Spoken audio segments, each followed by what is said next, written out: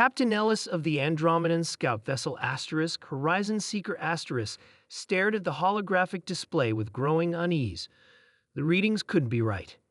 He blinked his 4 eyes in sequence, a gesture of profound disbelief among his kind. Confirm these readings, he ordered his sensor officer Tal. Tal's gray fingers danced across the control panel. Confirmed, Captain. The humans have harnessed the energy output of their star. A heavy silence fell across the bridge.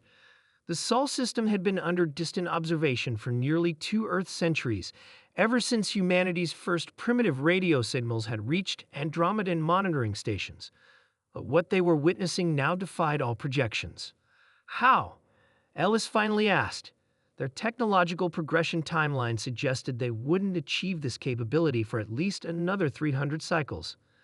Unknown, Captain, Tal replied, but the Dyson swarm they've constructed around their star is unmistakable. And there's more. The holographic display shifted to show Mars, once a barren red planet according to their records. Now it teemed with life, its atmosphere transformed, oceans glistening under the distant sun. Full terraformation in less than a century, muttered the ship's xenobiologist Ren. Impossible by our standards. Ellis felt a chill run through his exoskeleton. The High Council had classified humans as a curiosity, a species worth monitoring but not concerning. That assessment now seemed catastrophically wrong. Prepare a priority transmission to High Command, Ellis ordered. Classification, existential. Admiral Vox of the Andromedan High Command reviewed the report from the Horizon Seeker with mounting alarm. What had started as a routine check on a developing species had revealed something far more troubling. Show me the historical progression, he commanded the intelligence officer. The display illuminated, showing Earth's technological development curve. What should have been a gradual slope upward instead showed a series of dramatic vertical jumps. Explain, Vox demanded. We believe they call it technological singularity, the officer replied. Their development of artificial intelligence systems accelerated their progress exponentially. What would take us generations, they accomplish in decades. Vox's mandibles clicked nervously, and their expansion plans? Beyond their star system already. They've launched self-replicating probes toward nearby systems. At current velocities, they'll have mapped and potentially colonized their entire galactic arm within 2,000 years. 2,000 years? Vox repeated incredulously. The Andromedan civilization had taken over 50,000 years to expand through just a fraction of their galaxy. And there's one more thing, the officer added hesitantly. Their psychology. The display shifted to show countless human conflicts throughout their history, wars of unimaginable brutality by Andromedan standards. They've evolved in an environment that rewarded aggression and domination, the officer explained. Yet they've somehow channeled those same traits into relentless innovation and expansion. They don't fear the unknown, they conquer it. Vox stared at the images of humans standing triumphantly on new worlds. And now they looked to the stars. The Andromedan Council chamber buzzed with anxious murmurs. The emergency session had been called with minimal notice, something unprecedented in the deliberative body's 10,000-year history. High Counselor Mira addressed the assembly. The information before you was disturbing but verified. Humanity has achieved in centuries what has taken us millennia. Their expansion capabilities exceed our most advanced models. We should establish contact, suggested Counselor Pax. Open diplomatic relations. Inadvisable, countered Admiral Vox. Our xenopsychologists assess humans as inherently unpredictable, as simultaneously wage war against their own kind, while cooperating to achieve technological marvels that are capable of great compassion and terrible violence in equal measure. Then what do you suggest? Mira asked. Quarantine, Vox replied firmly.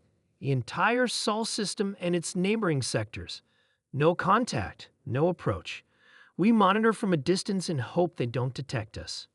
Hide from them, Pax sounded incredulous. From a single-star species?